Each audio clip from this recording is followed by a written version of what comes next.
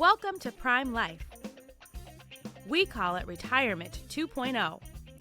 Leave each episode with tips and new ideas to help you navigate retirement in our new age. It's your time. Make it count. This podcast is for educational purposes only. It is not intended as medical, investment, or financial advice. We do not sponsor or endorse any of the individuals, companies, products, or services featured on this podcast. Any statements or opinions expressed are of the individual who makes them. We hope you enjoy the episode. Hello and welcome to another episode of the Prime Life podcast. This is Laura Dinan-Haber, and I'm happy to say that we have all of our hosts here today. So with Mary Crean, Joseph Katz, it's a treat, a delight, and it's going to be another wonderful conversation. Joseph, how are you doing? Great to see you and Mary, because we see each other on screen, of course. It's going to be fun. It's going to be fun. How you doing, Mary? I'm doing great, and my ear's feeling better, so I have my headset back on. It was a minor thing, cosmetic surgery. So, but that's right. It's important to live your prime life, right, Mary? Absolutely. You know, I want to be able to wear an earring the right way in my left ear. So here I go. TMI, as my daughter would say. I feel like there's a Van Gogh reference, which would be appropriate to today's conversation. There could be. Oh my gosh, I love that. That was so... Joseph, you're always so good at that. Maybe that's why I brought up the ear thing. It could be. Maybe it's a whole other episode. But to kick off today's episode, Mary, if you want to give the introduction of our guest, that would be great. I certainly will. So I'd love to introduce Mary Beth Flynn. She's a nationally recognized lifelong entrepreneurial artist. She has over 35 years of watercolor skills and entrepreneurial spirit that's led her to develop two small businesses, Designs by Mary Beth and Artfully Aging, LLC. Mary Beth, welcome to Prime Life Podcast. Please tell our audience a little bit about yourself. Well, hello, and thank you for having me today. I'm excited to be here with you. And yes, like Mary said, I am a lifelong artist. My entrepreneurial spirit showed itself pretty early on as a child, making crafts and painting pictures and taking them around our neighborhood and selling them door to door. And my parents were quite impressed.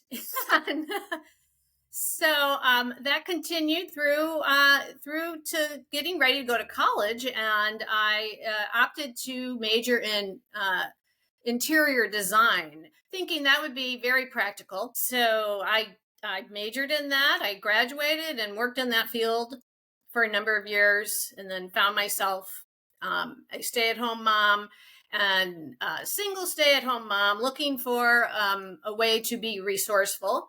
And that's when my entrepreneurial spirit kicked back in. So away we went. So I actually love the name of Artfully Aging. That's a great company name. So why don't we start with just telling us a little bit about that business, since it seems most appropriate to our audience. Okay, great. Yeah. So, well, just a little background. I started out first in around 1995, starting a little house portrait business, a watercolor house portrait business by special order. And that was my means to be a stay-at-home mom, and evolved that pretty far. And then the recession of 2008 through 11 hit, and I had to reinvent myself. And I had this burning desire to do something meaningful. I actually had considered going back to school to be maybe a counselor or work in mental health, and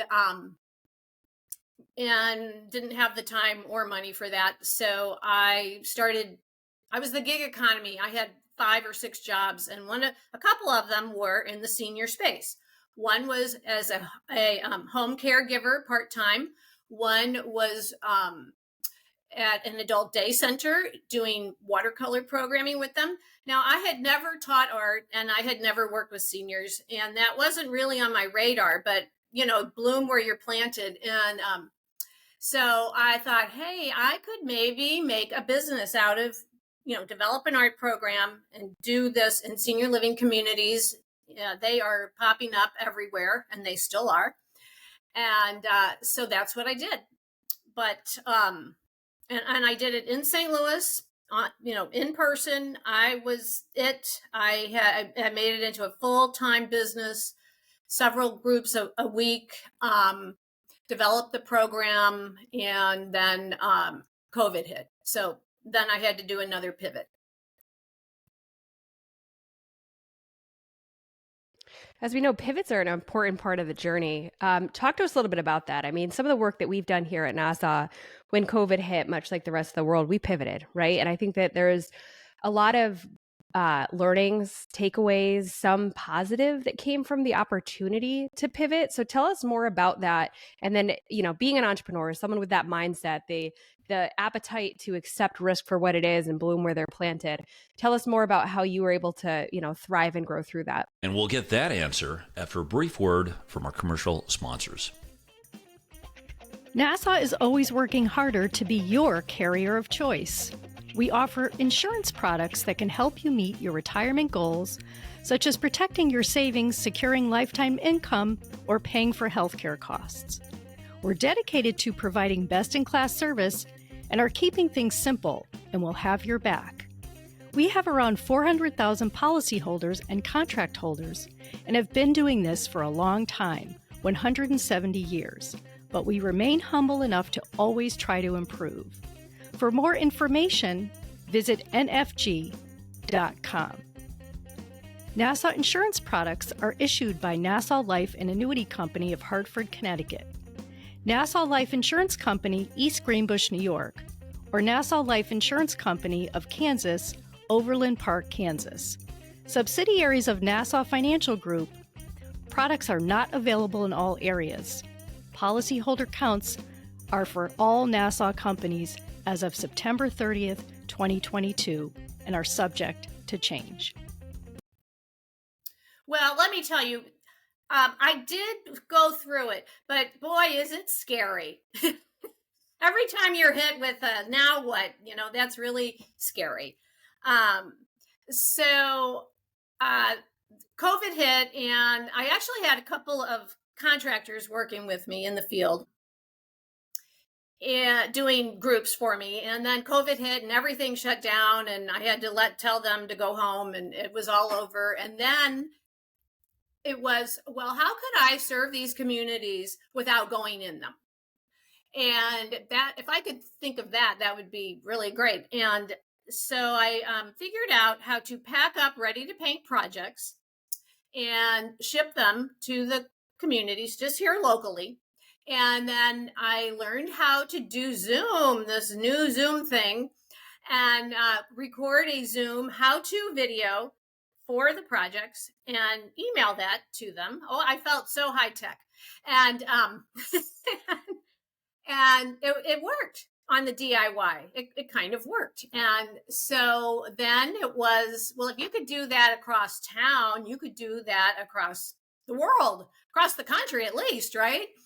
And but I had to figure out a lot of details, and I had to get the whole thing onto a website and all of that. I had to hire a developer and make videos of every project and figure out how to market it. So it had there were a lot of challenges, lots of challenges. And that was 4 years ago.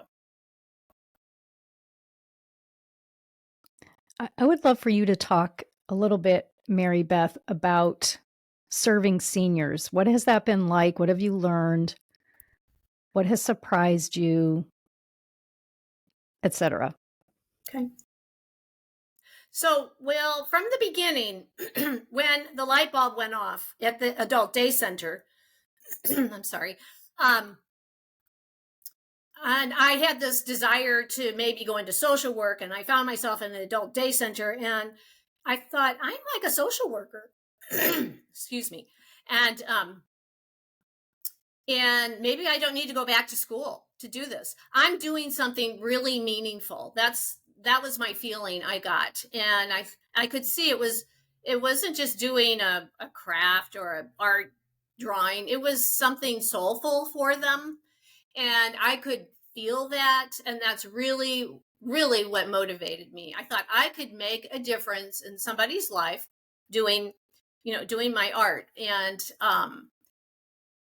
I really needed a job. Let me just say, it was a very challenging time for me, and I needed the stars to line up. And I was trying all these different things, and working with seniors was not, like I said, not on my radar. And I will tell you that I have gotten back tenfold by working with this population. They're the most.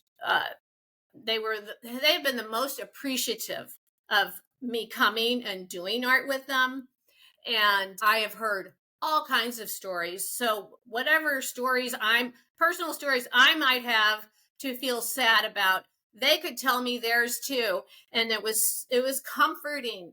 Not that I shared all my stories, but they shared them with me. And sometimes I was like, well, I think I'm a counselor.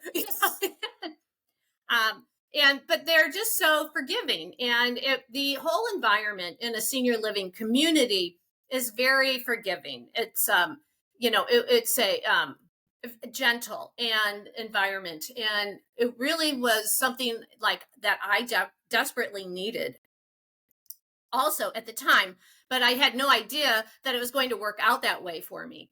And it was really fun working. It's been fun. I still go and do groups today. My business has kind of morphed into a little bit something different, but pretty much the same. And I still go and I hear their stories, and, I end up knowing everything about them, their kids and maybe where they grew up. So a lot of people didn't even grow up here. They grew up somewhere else. And, so it's been very rewarding that way. And the other thing is that when I started this, so about 16 years ago, I was 16 years younger. And now I'm at the age, I was at the age, and I'm at the age now where I've kind of crossed the line, and I am an older adult, and it's like I'm one of them in many ways. And I see, people I work with often are like my age, and that's just been real eye-opening for me. And I have also learned some new, there's such a new way of thinking about aging that is evolving, I think, in our culture now.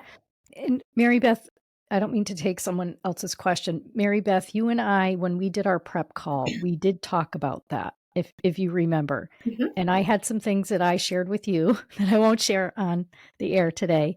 But I would love for you to talk about your perspective, because you said something like eye-opening and, aging is changing. And in Prime Life Podcast, we talk to so many different people who have perspectives on how aging has changed. Our top line is longevity, living longer, living better. But we would really love to hear from your perspective as an artist and someone who works with seniors in the creative arena, if you will. What are you seeing? Yes, well, generally, and as I have, after I launched my internet business 4 years ago, I really have immersed myself on a national level in this whole senior living space or senior industry. And so there's a lot of conversations going on out there on the cyber world about aging, ageism, what it means to be aging, new attitudes. And I think that, so many of us, well, me, I know I have, grew up with this negative feeling about aging, like it's something to be avoided at all costs. We do things to make ourselves look younger. We dress younger. I have this great analogy. If you're at the, especially a woman's 70th birthday party, and somebody says, "Oh, dear, you don't look a day over 60. Oh, so exciting." But how many times do you go to a 16-year-old birthday party and they say, "Oh, dear, you don't look a day over 10? It's like, it's like the way we think about it, like that doesn't even make sense, except when you think about it, it's like, wow, we do that all the time. We look so down on aging. And I think a lot of it is because we think our value diminishes as we age. Okay, now I'm really getting into it. I think as a culture, unless we're producing and vibrant, our value tends to start diminishing. And that's how we place value on ourselves. But the reality, I believe, and I think a lot of others too, is that our value is by our very being. Our value is not based on our production or how vibrant we are necessarily, but in our culture, we think it is. And it's really showing itself on aging, in the aging space, because it's a growing demographic. That probably has a lot to do with it. But we're also evolving and becoming more progressive in our thinking, I think. I want to go back to something you mentioned earlier. You said you were thinking about going into therapy of one form or another. There's a whole field of art therapy. So first part of that question is, did you think about art therapy? And second is, what is the goal when you go into these senior living communities of your program? Is it a mental health? Is it just simply a program that they occupies a portion of their day? Is it social? There's a lot of reasons, these senior living places have activities. And so I'm just curious what your goal is and how you position your program. Great question. Thank you. So I am not an art therapist, and we don't call Artfully Aging art therapy. We call it a therapeutic art program. And that is legit. It is a therapeutic art program, and it's therapeutic in that we have a holistic approach. It's a meaningful activity. We combine reminiscing with our projects. The participants have cognitive stimulation, creative stimulation, social, they get all those benefits, and that makes it therapeutic. It is interesting, though, because I have gone into communities and I hear on the PA, we're having art therapy in the activity room now. And or especially early on, I was very cautious. I was like, I got to tell you, I am not an art therapist. So I don't want to misrepresent myself. Oh, it's okay. That's what we call it. I was like, well, okay. So I think it's confusing. That's a good question. Is it art therapy? What is it? Art therapy? Is it therapeutic art? And what's the difference? And the difference is it's a licensed counselor, really, who is an art therapist, who uses art in their therapy. So does that kind of answer your question? The first part. I mean, I'm just curious of the broader goals and objectives of the program. I mean, you mentioned some of them. Is there, when you go to sell this program to a community, what is it that you're selling? Okay, we're selling a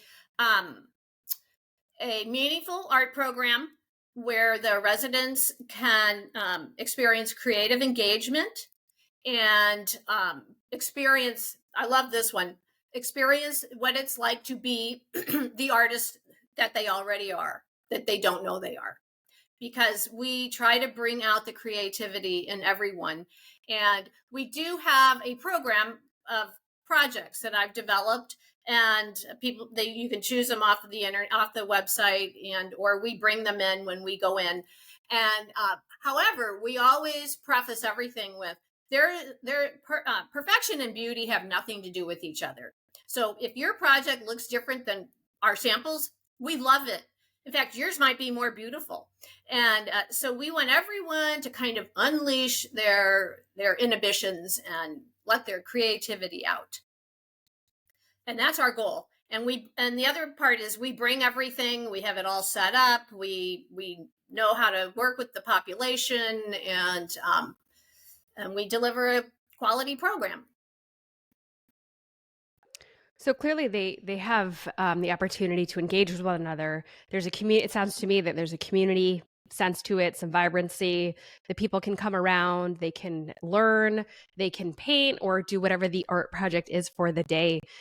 What are some trends that you've seen, or what are some beyond just pieces of feedback, but as you are sitting there as a practitioner and engaging with these individuals, what is happening in front of you that you may not have realized would have been an outcome?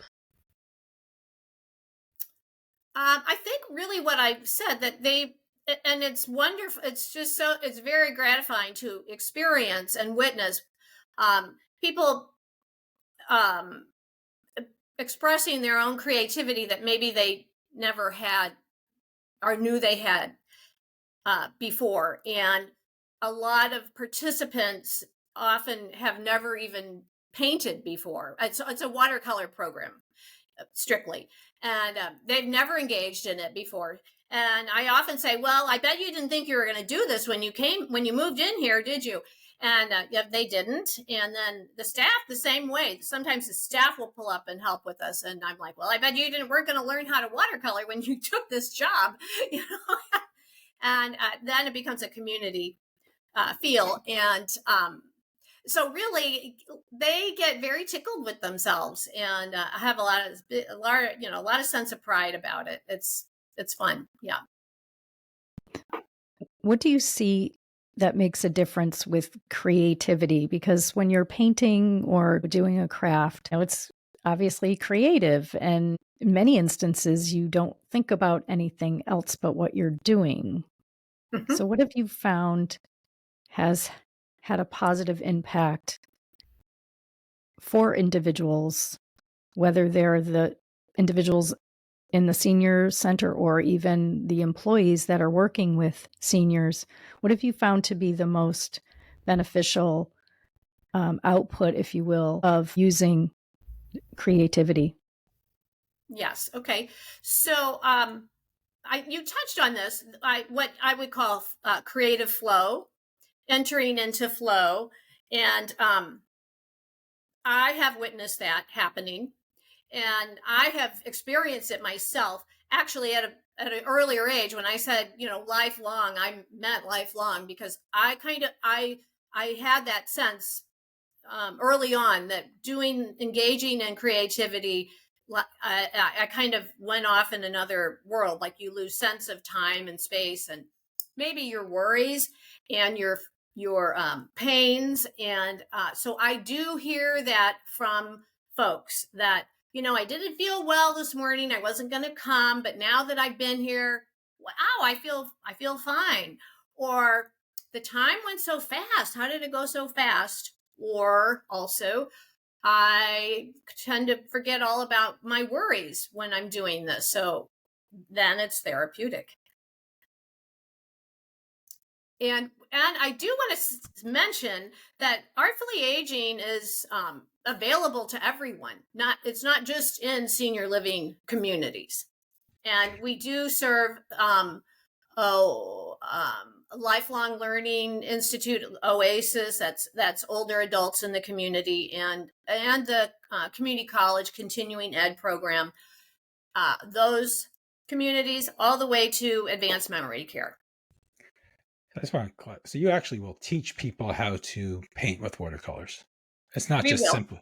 It's not there are some programs out there, for fun. Groups get together and they just paint by numbers. You're actually teaching them skills and theory, I guess, of watercolor painting. Is that correct? Yes, and it depends on the group. Like, I just described a whole range of population, right? And so we will take the same projects and to the continuing ed and do them with them. And we might then encourage some watercolor techniques and, talk about, like you said, like actually learn some watercolor skills. We will take the same project and they enjoy it. They are stimulated with it. And then we'll take the same project to, and maybe an advanced memory. We change our expectations and the way we guide them. That the difference is us, not the project itself. we do hand over hand and with a lot of folks, and that is we have a technique where we hold their hand, they hold the brush, and we help them paint with them. And we're a team, we're doing this together. Now what color should we use, and things like that. But even though we're doing it maybe for them, with them, it's still a meaningful experience for them.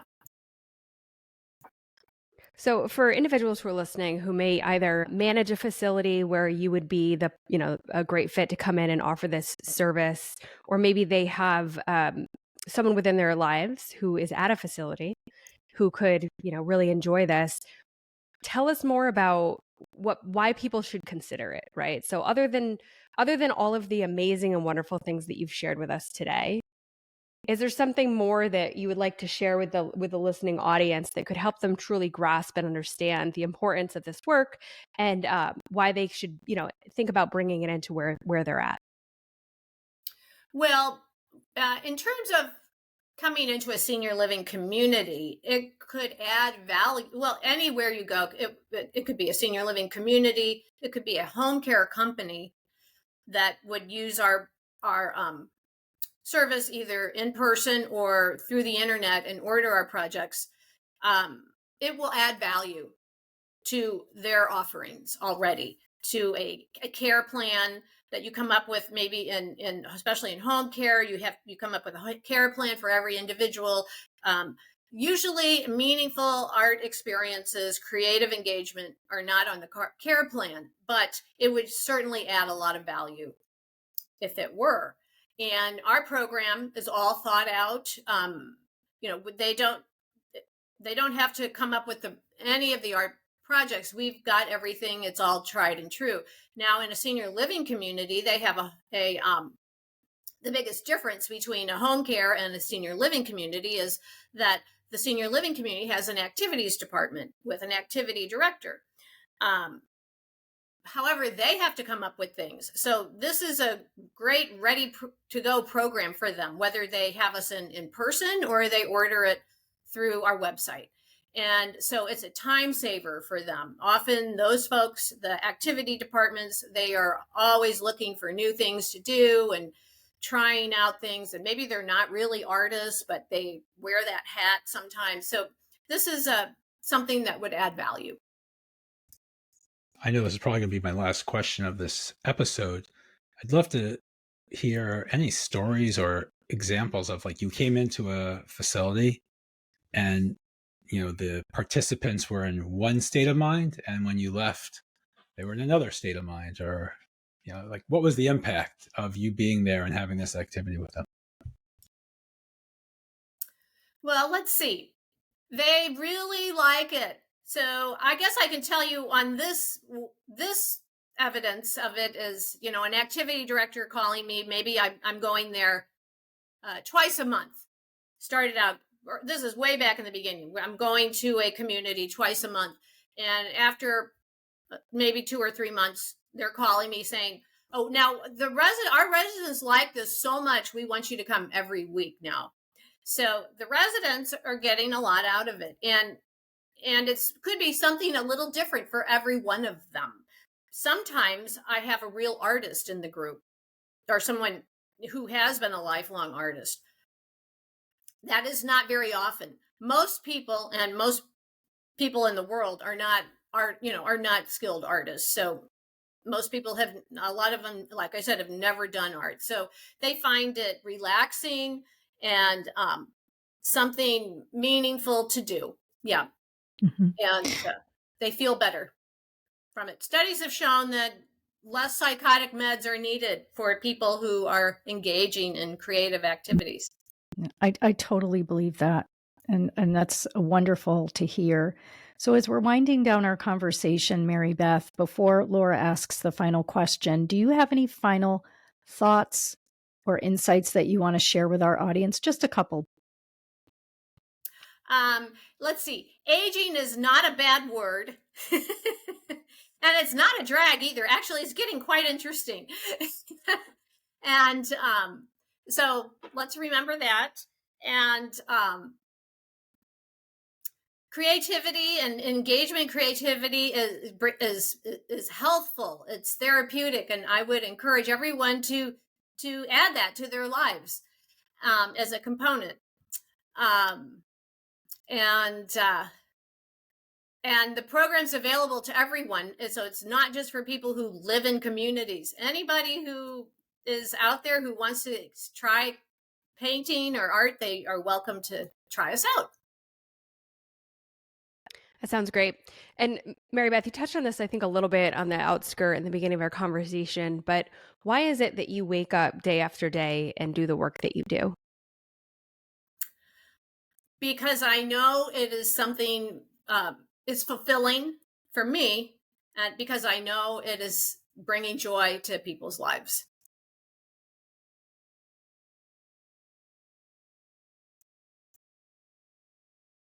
That's wonderful. And if people want to learn more about you and reach out to learn more about the programs that you offer, what is the best way for them to get in touch with you, and also the best way for them to learn more?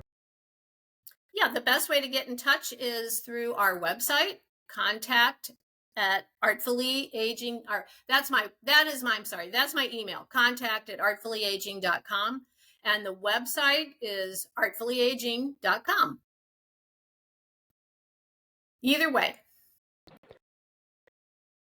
Wonderful. We really appreciate you coming on and taking this time with us today. And we thank our listeners for engaging in yet another episode of the Prime Life podcast. And we welcome you back next week for another episode. And in the meantime, be well and enjoy your Prime Life. Thank you so much. Thank you for having me. Remember to subscribe to the Prime Life podcast anywhere you find podcasts. You can find all of our episodes, contact information, and more on our website, primelifepodcast.com. Stay connected with us. Follow us on LinkedIn, Instagram, Facebook, and TikTok.